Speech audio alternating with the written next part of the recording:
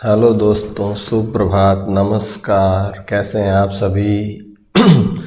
आप सब अच्छे होंगे। आपकी बोर्ड के एग्ज़ाम चल रहे होंगे। आज अपन बात करेंगे माध्यमिक शिक्षा बोर्ड राजस्थान अजमेर के द्वारा परीक्षा 2020-21 के लिए जो पाठ्यक्रम हटाया गया है उसके बारे में। कक्षा 10 की हिंदी विषय, अनिवार्य हिंदी जो है उसके बारे में अपन बात करने जा रहे हैं कि भी कौन कौन से पाठ्यक्रम हटाए गए हैं, क्या क्या बदलाव किया गया है।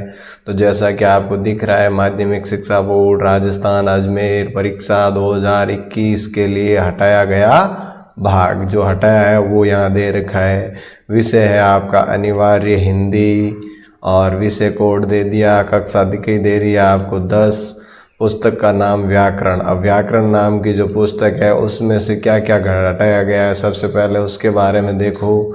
अपठित बोध, अपठित बोध नाम का जो भाग था जिसमें अपठित गद्यांश है खंड 1 का, वो आपका हटा दिया गया है। अब उसको पढ़ने की आवश्यकता नहीं है। उसी प्रकार से व्यावहारिक व्याकरण जो है उस व्यावहारिक व्याकरण जो कि खंड 3 में है, खंड 3 के अंदर व्यवहारिक व्याकरण दे रखी है। उस व्यवहारिक व्याकरण के अंदर क्रिया, विशेषण, कारक, काल और वाच्य ये आपको नहीं पढ़ने हैं। इनको आपके सिलेबस से हटा दिया गया है। वर्ष 2020-21 यानी कि मार्च में जो परीक्षा होगी आपकी राजस्थान बोर्ड की 10वीं क्लास की, उसके लिए हिंदी में ये चीज़ें आपको नहीं पढ़नी है। अब देखते हैं, बात करते हैं किताब से कि भी किताब से क्या क्या हटाया गया है। तो देखिए, परीक्षा 2021 के लिए हटाया गया भाग, सबसे पहले पुस्तक का नाम क्या है? क्षितिज।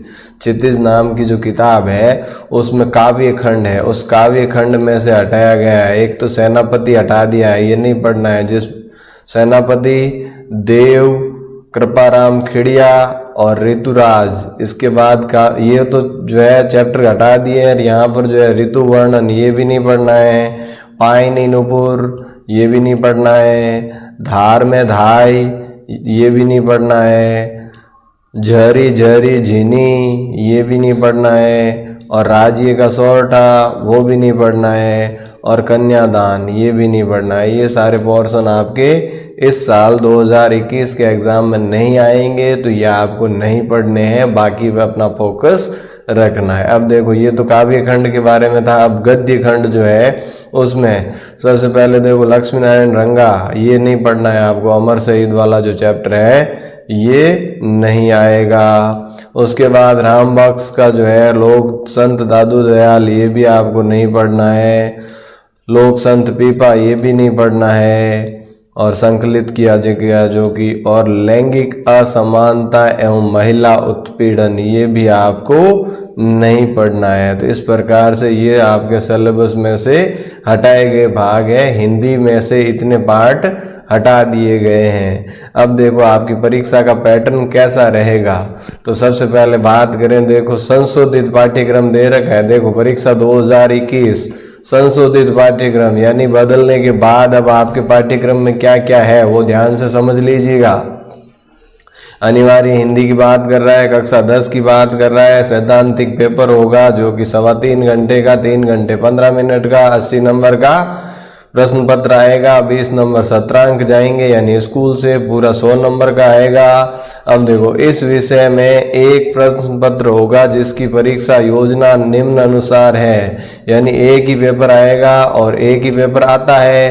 तो उसमें देखो क्या क्या चीजें आएगी, वो इस प्रकार से है। सबसे पहले देखो अपठित बोध। अपठित बोध जो है वो 6 नंबर का आएगा, ठीक है। अब रचना, रचना में क्या आएगा? 12 नंबर। व्यवहारिक व्याकरण में आएगा 14 नंबर। और पाठ्य पुस्तक जो है क्षितिज और ये जो है इसका आएगा 48 नंबर। कुल योग हो गए 80। अब देखो अपठित गद्यांश तो हटा दिया था। अपठित बोध में क्या आएगा? पद्यांश। पहले क्या था? गद्यांश और पद्यांश दोनों आते थे। तो अब जो है गद्यांश को हटा दिया है, सिर्फ और सिर्फ पद्यांश को, यानी कि जो काव्य खंड का पद्यांश है उसी के ऊपर आपको फोकस करना है। नंबर 2 देखो, खंड 2 में क्या आएगा? रचना में एक तो आएगा निबंध लेखन। अब निबंध लेखन निबंध लेखन 8 नंबर का है, किसी भी टॉपिक पे निबंध लिखना है। और पत्र लेखन में कार्यालय पत्र और व्यावसायिक पत्र 2 है, दोनों में से जो है कोई भी आ सकता है, 4 नंबर का होगा।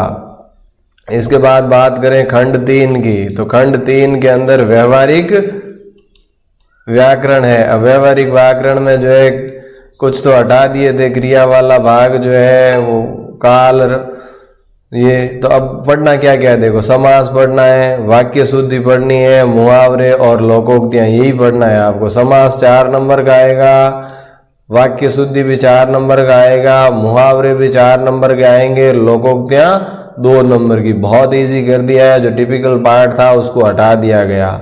अब बात करते हैं अपन अपने इसकी पाठ्य पुस्तक क्षितिज की। तो क्षितिज के अंदर खंड 4 में क्या आएगा, तो खंड 4 की बात कर लेते हैं। तो खंड 4 में आपके पाठ्य पुस्तक क्षितिज में एक वाक्या गद्य भाग से विकल्प सहित, यानी विकल्प आएगा, यानी 2 आएगी, 2 में से एक की आपको सप्रसंग व्याख्या करनी है कि भाई ये लाइनें, ये गद्यांश कहाँ से लिया गया है, इस पाठ का नाम लिखना है, इसके लेखक का नाम लिखना है, और इसमें क्या बताने का प्रयास किया है वो लिखना है, 6 नंबर का।